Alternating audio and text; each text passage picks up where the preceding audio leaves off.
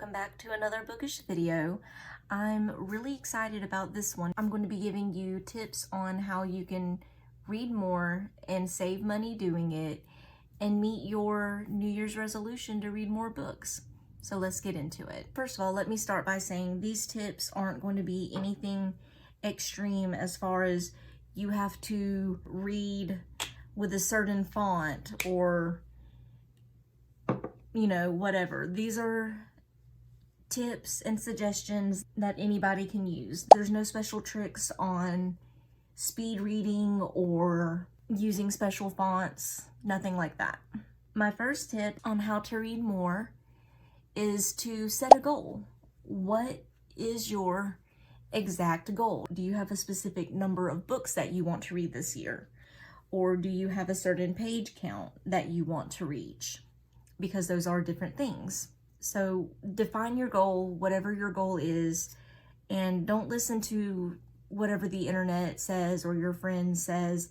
If your goal is to read one book a month, so 12 books for this whole year, that's great. Do that. Whatever your goal is, define it for yourself and stick to it. Along with having a defined goal, you need a way to track it. So I suggest a reading log. I like my physical one that I keep. I will be doing an updated video on that later, but for right now, you can go check out my video on how I do my reading log, and it's absolutely perfect for me. I can keep track by month and by the overall year and different stats that I want to keep track of and look at. So it works for me. That's the trick. You need to find what works for you. If you don't care about specific stats or whatever, and you're only worried about overall numbers, then Goodreads or Storygraph might work for you. I happen to use a physical reading log as well as Goodreads as well as Storygraph.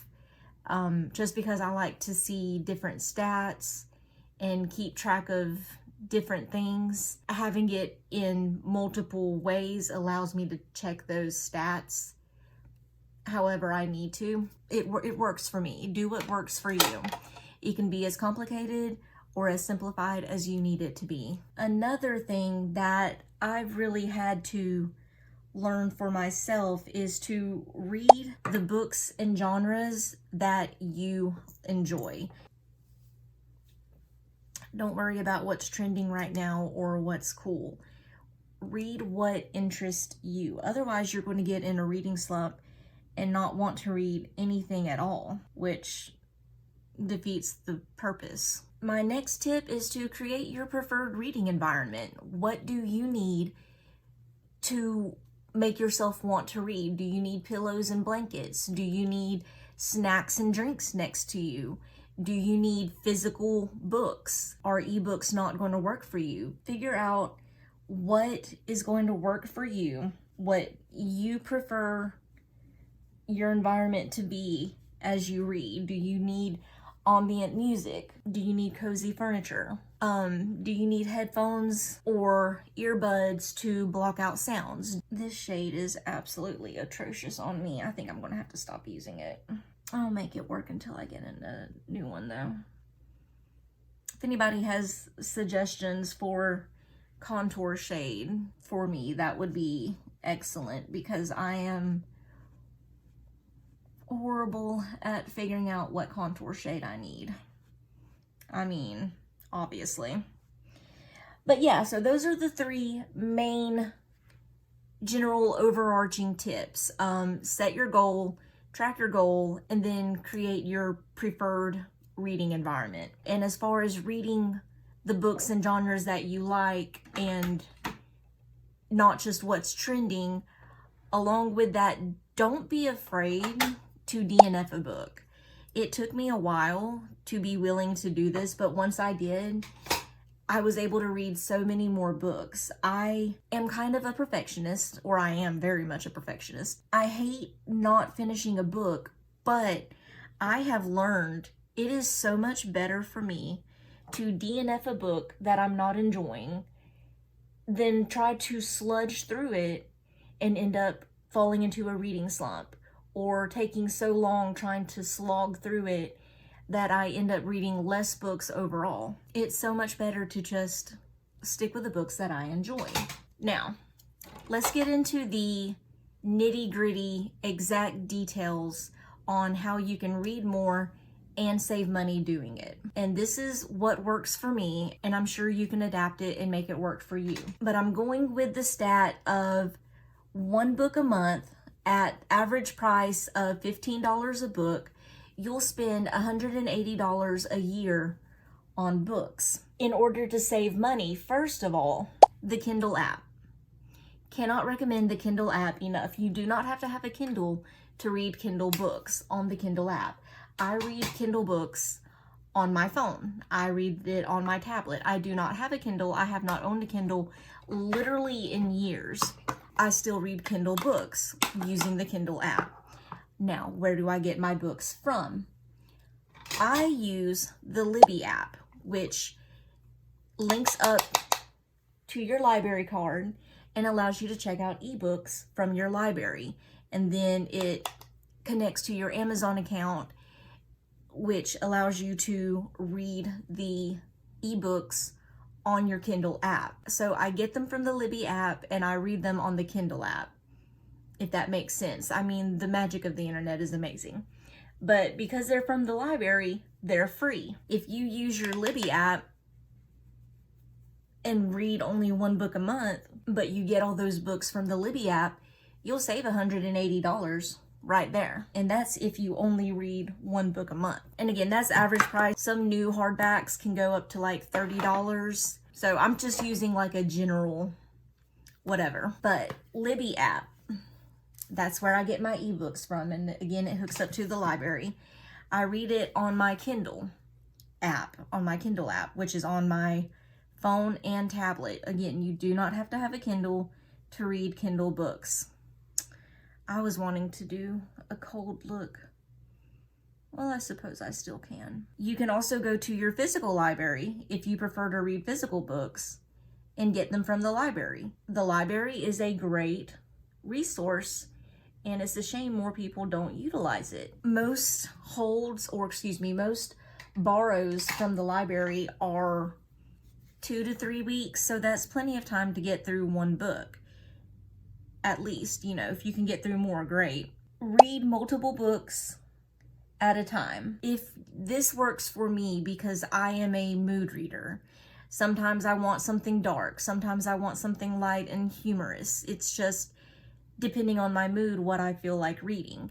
And if all I had was 1 book, like say a horror book, but I wanted something light and fluffy, well, it's going to take me a while to get through that horror book because I'm not going to want to read it. I like to have multiple books going at once to fit whatever mood I happen to be in. A way to do this: I have a physical book in the bathroom. Now let's get into more specifics.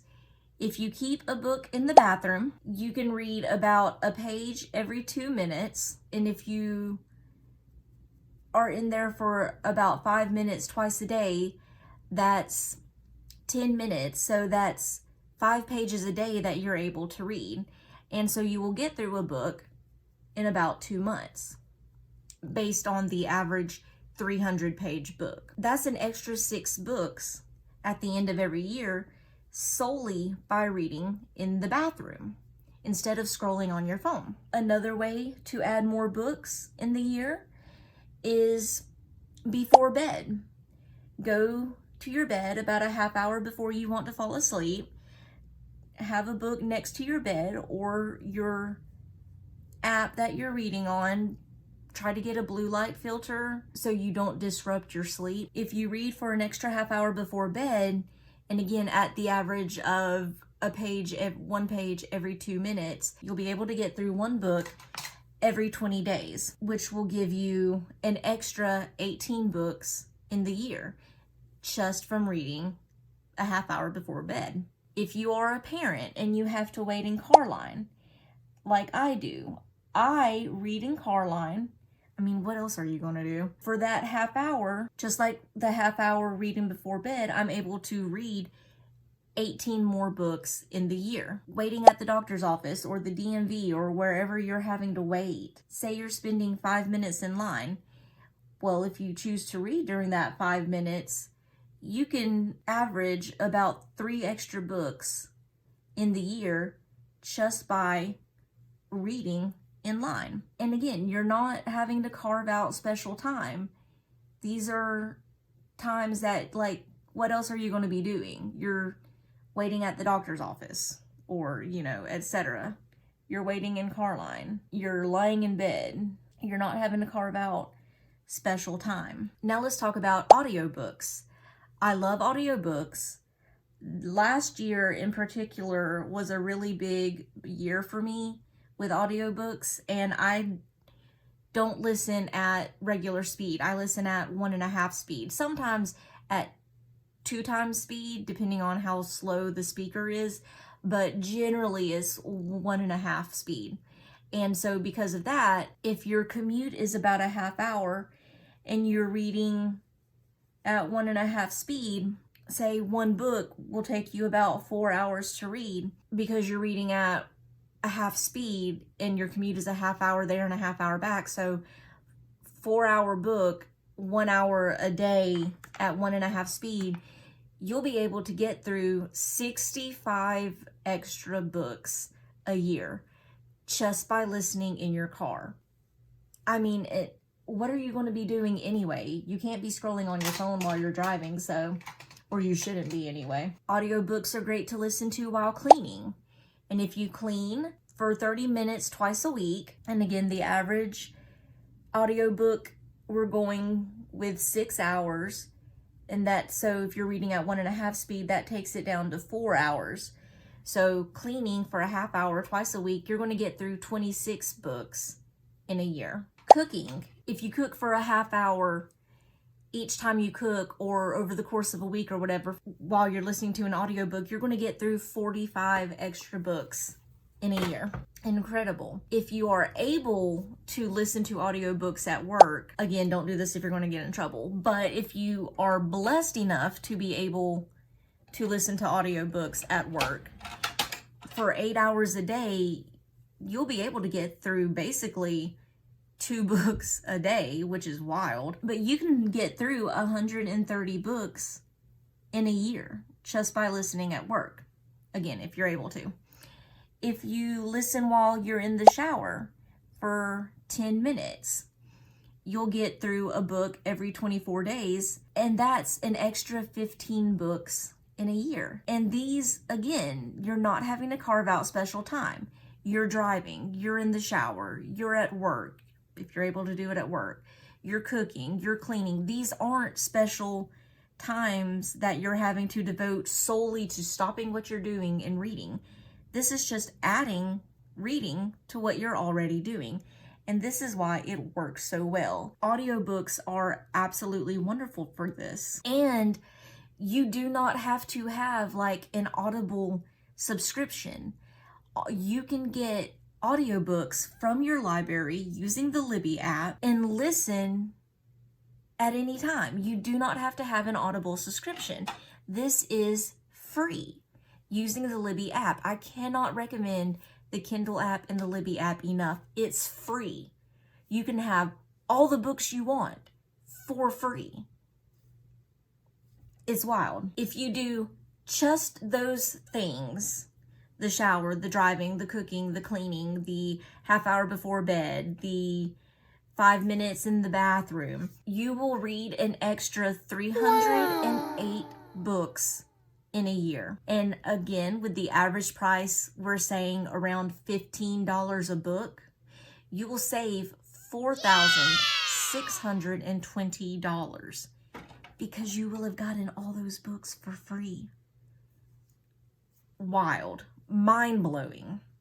Like, this knowledge feels like it should be illegal. I asked ChatGPT to create a personalized reading schedule. So, thank you, ChatGPT. Okay, so say your goal is to read 1 book a week.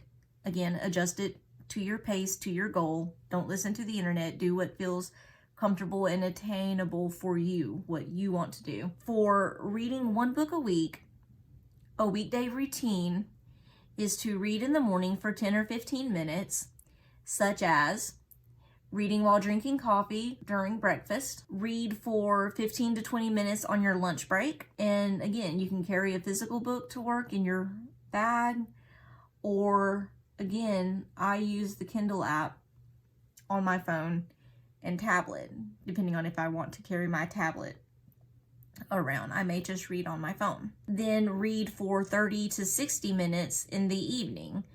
You can settle in your bed with your book to wind down. So replace scrolling on your phone with reading, because scrolling on your phone isn't going to help you to sleep anyway.